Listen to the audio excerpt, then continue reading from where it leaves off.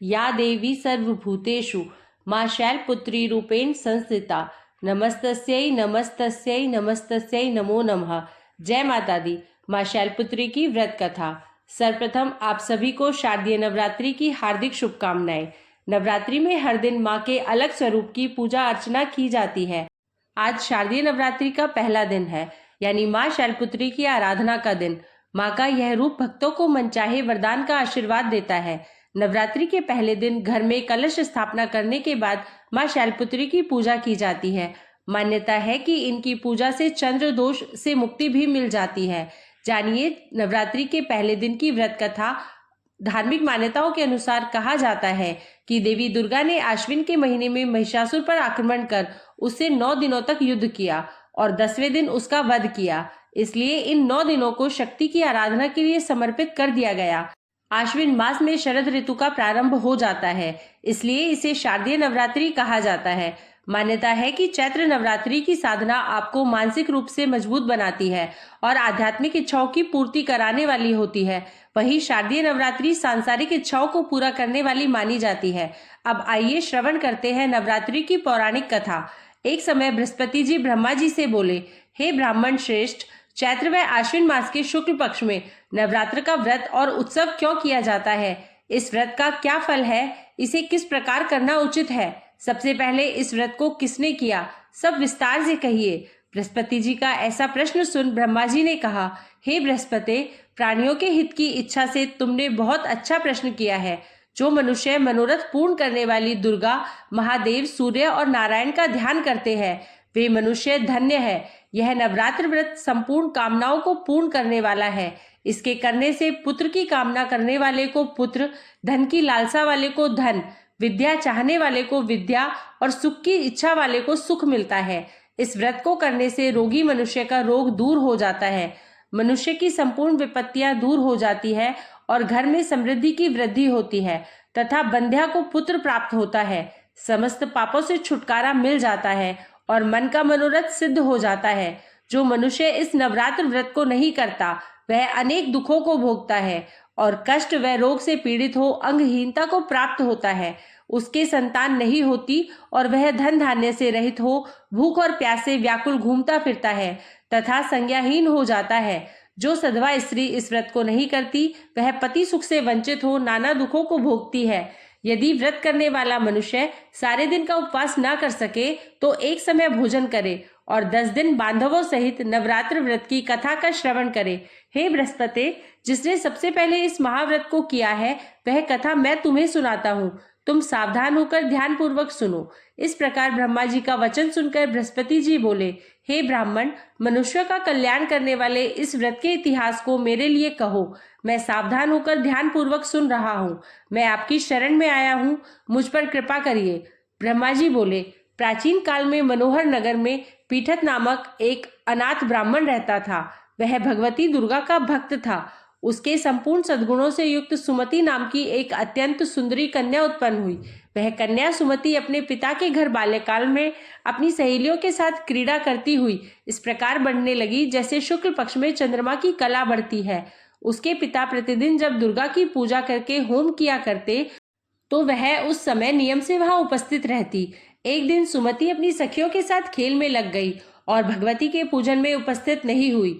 उसके पिता को पुत्री की ऐसी असावधानी देखकर क्रोध आया और वह पुत्री से कहने लगे, अरे दुष्ट पुत्री, आज तूने भगवती का पूजन नहीं किया। इस कारण मैं किसी कुष्ठ रोगी या दरिद्र मनुष्य के साथ तेरा विवाह करूंगा। पिता का ऐसा वचन सुन सुमति को बड़ा दुख हुआ और वह पिता से कहने लगी, हे पिताश्री, मैं आपकी कन्या हूँ तथा सब तरह आपके अधीन हूँ। जैसी आपकी इच्छा हो वैसा ही करो। राजा से, कुष्ठी से, दरिद्र से अथवा जिसके साथ चाहो मेरा विवाह कर दो, पर होगा वही जो मेरे भाग्य में लिखा है। पिताश्री, मेरा तो अटल विश्वास है, जो जैसा कर्म करता है उसको कर्मों के अनुसार वैसा ही फल प्राप्त होता है। क्योंकि कर्म करना मनुष्य के अधीन है पर फल देना ईश्वर के अधीन है। जैसे अग्नि में पड़ने से तृण आदि उसको अधिक प्रदीप्त कर देते हैं, इस प्रकार कन्या के निर्भयता से कहे हुए वचन सुन उस ब्राह्मण ने क्रोधित हो अपनी कन्या का विवाह एक कुष्ठी के साथ कर दिया और अत्यंत क्रोधित हो पुत्री से कहने लगा, हे पुत्री, अपने कर्म का फल भोगो। देखे भाग्य के भरोसे रहकर क्या करती हो। पिता के ऐसे कटु वचनों को सुन सुमति मन में विचार करने लगी। अहो, मेरा बड़ा दुर्भाग्य है जिससे मुझे ऐसा पति मिला। इस तरह अपने दुख का विचार करती हुई वह कन्या अपने पति के साथ वन में चली गई और डरावने कुशायुक्त उस निर्जन वन में उन्होंने वह रात बड़े कष्ट से व्यतीत की। उस गरीब बालिका की ऐसी दशा देख देवी भगवती ने पूर्व पुण्य के प्रभाव से प्रकट हो सुमति से कहा, हे दीन ब्राह्मणी, मैं तुझसे प्रसन्न हूँ, तुम जो चाहो सो वरदान मांग सकती हो। भगवती दुर्गा का यह वचन सुन ब्राह्मणी ने कहा, आप कौन है, वह सब मुझसे कहिए। ब्राह्मणी का ऐसा वचन सुन देवी ने कहा कि मैं आदिशक्ति भगवती हूँ और मैं ही ब्रह्म विद्या व सरस्वती हूँ। प्रसन्न होने पर मैं प्राणियों का दुख दूर कर उनको सुख प्रदान करती हूँ। हे ब्राह्मणी, मैं तुझ पर तेरे पूर्व जन्म के पुण्य के प्रभाव से प्रसन्न हूँ। तुम्हारे पूर्व जन्म का वृतांत सुनाती हूँ, सुनो। तू पूर्व जन्म में निषाद अर्थात भील की स्त्री थी और अति पतिव्रता थी।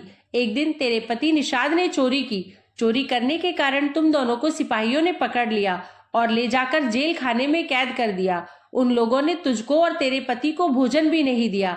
इस प्रकार नवरात्र के दिनों में तुमने ना तो कुछ खाया और ना जल ही पिया। इस प्रकार 9 दिन तक नवरात्र का व्रत हो गया। हे ब्राह्मणी, उन दिनों में जो व्रत हुआ, इस व्रत के प्रभाव से प्रसन्न होकर मैं तुझे मनोवांछित वर देती हूँ। तुम्हारी जो इच्छा हो सो मांगो। इस प्रकार दुर्गा के वचन सुन ब्राह्मणी बोली, अगर आप मुझ पर प्रसन्न हो तो हे दुर्गे, मैं आपको प्रणाम करती हूँ। कृपा करके मेरे पति का कोढ़ दूर कर दीजिए। देवी ने कहा, उन दिनों तुमने जो व्रत किया था, उस व्रत का 1 दिन का पुण्य पति का कोढ़ दूर करने के लिए अर्पण करो। उस पुण्य के प्रभाव से तेरा पति कोढ़ से मुक्त हो जाएगा। ब्रह्मा जी बोले। इस प्रकार देवी के वचन सुन वह ब्राह्मणी बहुत प्रसन्न हुई और पति को निरोग करने की इच्छा से जब देवी दुर्गा ने तथास्तु ऐसा वचन कहा, तब उसके पति का शरीर भगवती दुर्गा की कृपा से कुष्ठ रोग से रहित हो अति कांतिवान हो गया। वह ब्राह्मणी पति की मनोहर देह को देख देवी की स्तुति करने लगी। हे दुर्गे, आप दुर्गति को दूर करने वाली, तीनों लोकों का संताप हरने वाली, समस्त दुखों को दूर करने वाली, रोगी मनुष्य को निरोगी करने वाली, प्रसन्न हो मनोवांछित वर देने वाली और दुष्टों का नाश करने वाली जगत की माता हो। हे अम्बे, मुझ निरपराध अबला को मेरे पिता ने कुष्ठी मनुष्य के साथ विवाह कर घर से निकाल दिया। पिता से तिरस्कृत निर्जन वन में विचर रही हूँ। आपने मेरा इस विपदा से उद्धार किया है। हे देवी, मैं आपको प्रणाम करती हूँ, मेरी रक्षा करिए। ब्रह्मा जी बोले, हे बृहस्पति, उस ब्राह्मणी की ऐसी स्तुति सुन देवी बहुत प्रसन्न हुई और ब्राह्मणी से कहा, हे ब्राह्मणी, तेरे उदाले नामक अति बुद्धिमान, धनवान, कीर्तिवान और जितेंद्रिय पुत्र शीघ्र उत्पन्न होगा। ऐसा वर प्रदान कर देवी ने ब्राह्मणी से फिर कहा, हे ब्राह्मणी, और जो कुछ तेरी इच्छा हो वह मांग ले। भगवती दुर्गा का ऐसा वचन सुन सुमति ने कहा कि हे भगवती दुर्गे, अगर आप मुझ पर प्रसन्न है तो कृपा कर मुझे नवरात्र व्रत की विधि और उसके फल का विस्तार से वर्णन करें। इस प्रकार ब्राह्मणी के वचन सुन दुर्गा ने कहा, हे ब्राह्मणी, मैं तुम्हें संपूर्ण पापों को दूर करने वाले नवरात्र व्रत की विधि बतलाती हूँ, जिसको सुनने से मोक्ष की प्राप्ति होती है। आश्विन मास के शुक्ल पक्ष की प्रतिपदा से लेकर 9 दिन तक विधि पूर्वक व्रत करें। यदि दिन भर का व्रत ना रख सके तो एक समय भोजन करें। विद्वान ब्राह्मणों से पूछकर घट स्थापना करें और वाटिका बनाकर उसको प्रतिदिन जल से सींचे। महाकाली, महालक्ष्मी और महासरस्वती देवी की मूर्तियां स्थापित कर उनकी नित्य विधि सहित पूजा करें और पुष्पों से विधि पूर्वक अर्घ्य दे। बिजौरा के फल से अर्घ्य देने से रूप की प्राप्ति होती है। जायफल से अर्घ्य देने से कीर्ति की प्राप्ति होती है। दाख से अर्घ्य देने से कार्य की सिद्धि होती है। आंवले से अर्घ्य देने से सुख की प्राप्ति होती है। केले से अर्घ्य देने से आभूषणों की प्राप्ति होती है। इस प्रकार पुष्पों व फलों से अर्घ्य देकर व्रत समाप्त होने पर 9वें दिन यथाविधि हवन करें। खांड, घी, गेहूं, शहद, जौ, तिल, बिल्व अर्थात बेल, नारियल, दाख और कदम्ब आदि से हवन करें। गेहूं से होम करने से लक्ष्मी की प्राप्ति होती है। खीर एवं चंपा के पुष्पों से धन की और बेल पत्तों से तेज व सुख की प्राप्ति होती है। आंवले से कीर्ति की और केले से पुत्र की, कमल से राज सम्मान की और दाखों से संपदा की प्राप्ति होती है। खांड, घी, नारियल, शहद, जौ और तिल तथा फलों से होम करने से मनोवांछित वस्तु की प्राप्ति होती है। व्रत करने वाला मनुष्य इस विधि विधान से होम कर आचार्य को अत्यंत नम्रता के साथ प्रणाम करे और यज्ञ की सिद्धि के लिए उसे दक्षिणा दे। इस प्रकार बताई हुई विधि के अनुसार जो व्यक्ति व्रत करता है उसके सब मनोरथ सिद्ध होते हैं, इसमें तनिक भी संदेह नहीं है। इन 9 दिनों में जो कुछ दान आदि दिया जाता है उसका करोड़ों गुना फल मिलता है। इस नवरात्र व्रत को करने से अश्वमेध यज्ञ का फल मिलता है। हे ब्राह्मणी, इस संपूर्ण कामनाओं को पूर्ण करने वाले उत्तम व्रत को तीर्थ, मंदिर अथवा घर में विधि के अनुसार करे। ब्रह्मा जी बोले, हे बृहस्पति, इस प्रकार ब्राह्मणी को व्रत की विधि और फल बताकर देवी अंतर ध्यान हो गई। जो मनुष्य या स्त्री इस व्रत को भक्ति पूर्वक करता है वह इस लोक में सुख प्राप्त कर अंत में दुर्लभ मोक्ष को प्राप्त होता है। हे बृहस्पति, यह इस दुर्लभ व्रत का महात्म्य है जो मैंने तुम्हें बतलाया है। यह सुन बृहस्पति जी आनंद से प्रफुल्लित हो ब्रह्मा जी से कहने लगे कि हे ब्राह्मण, आपने मुझ पर अति कृपा की जो मुझे इस नवरात्र व्रत का महात्म्य सुनाया। ब्रह्मा जी बोले कि हे बृहस्पति, यह देवी भगवती संपूर्ण लोगों का पालन करने वाली है। इस महादेवी के प्रभाव को कौन जान सकता है? तो प्रेम से बोलिए देवी भगवती की जय। तो यह थी नवरात्र महात्म्य की कथा। अब आज नवरात्रि के प्रथम दिन हम श्रवण करेंगे माता दुर्गा के प्रथम रूप माँ शैलपुत्री की कथा। माँ दुर्गा अपने पहले स्वरूप में शैलपुत्री के नाम से पूजी जाती है। पर्वतराज हिमालय की पुत्री होने के कारण इनका नाम शैलपुत्री पड़ा।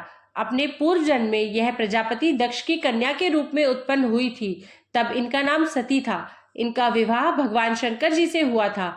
एक बार प्रजापति दक्ष ने बहुत बड़ा यज्ञ किया जिसमें उन्होंने समस्त देवताओं को अपना अपना यज्ञ भाग प्राप्त करने के लिए निमंत्रण दिया, किंतु शिवजी को उन्होंने इस यज्ञ में आमंत्रित नहीं किया। देवी सती ने जब सुना कि हमारे पिता एक अत्यंत विशाल यज्ञ का अनुष्ठान कर रहे हैं, तब वहां जाने के लिए उनका मन विकल हो उठा। अपनी यह इच्छा उन्होंने भगवान शिव को बताई। भगवान शिव ने कहा, हे पार्वती, प्रजापति दक्ष किसी कारणवश हमसे रुष्ट है। अपने यज्ञ में उन्होंने समस्त देवताओं को निमंत्रण दिया है, किंतु हमें जानबूझकर नहीं बुलाया है। ऐसी स्थिति में तुम्हारा वहां जाना उचित नहीं होगा। भोलेनाथ के इस उपदेश से देवी सती का मन शांत नहीं हुआ। पिता का यज्ञ देखने और वहां जाकर माता बहनों से मिलने की उनकी एक व्यग्रता किसी प्रकार भी कम ना हो सकी। माता सती के हठ को देखकर शिवजी कुछ ना कर सके और माता सती पिता के घर पहुंच गई। पिता के घर पहुंचकर देखा कि कोई भी उनसे आदर और प्रेम से बातचीत नहीं कर रहा है। केवल उनकी माता ने ही उन्हें स्नेह से गले लगाया। परिजनों के इस व्यवहार से देवी सती को बहुत दुख हुआ। उन्होंने यह देखा कि वहां भगवान शिव के प्रति तिरस्कार का भाव भरा हुआ है। दक्ष ने उनके प्रति कुछ अपमानजनक शब्द भी कहे। यह सब देखकर माता सती का हृदय ग्लानि और क्रोध से संतप्त हो उठा। उन्होंने सोचा कि परमेश्वर भोलेनाथ जी की बात ना मानकर और यहाँ आकर मैंने बहुत बड़ी गलती की है। वह अपने पति भगवान शिव के इस अपमान को ना सह सकी। उन्होंने अपने इस रूप को तत्काल वही योग अग्नि द्वारा जलाकर भस्म कर दिया। वज्रपात के समान इस दारुण दुखद घटना को सुनकर भगवान शिव जी क्रुद्ध हो गए। अपने गणों को भेजकर दक्ष के उस यज्ञ का पूर्णतः विध्वंस कर दिया। सती ने योगाग्नि द्वारा अपने शरीर को भस्म कर अगले जन्म में शैलराज हिमवान की पुत्री के रूप में जन्म लिया और वह शैलपुत्री के नाम से विख्यात हुई। पार्वती हेमवती उन्हीं के नाम है।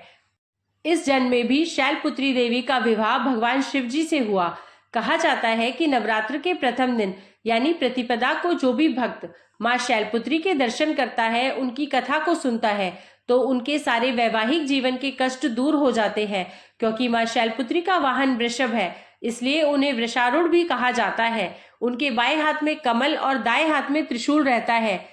माँ शैलपुत्री की कथा सुनने के बाद अब आइए माता से प्रार्थना करते हैं कि हे परमेश्वरी, मेरे द्वारा रात और दिन सहस्रों अपराध होते रहते हैं। यह मेरा दास है, समझकर मेरे अपराधों को क्षमा करो। हे परमेश्वरी, मैं आवाहन, विसर्जन और पूजन करना नहीं जानता, मुझे क्षमा करो। हे सुरेश्वरी, मैंने जो मंत्रहीन, क्रियाहीन, भक्तिहीन पूजन किया है वह स्वीकार करो।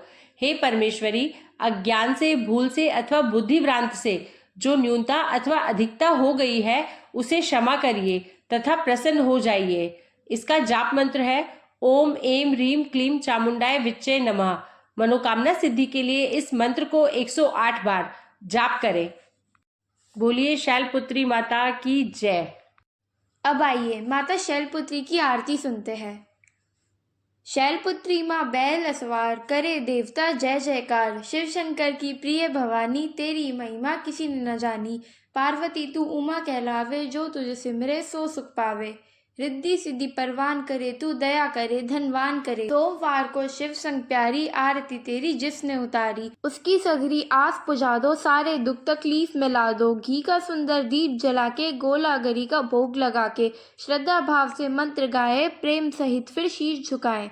जय गिरिराज किशोरी अम्बे, शिव मुख चंद्र चकोरी अम्बे। मनोकामना पूर्ण कर दो,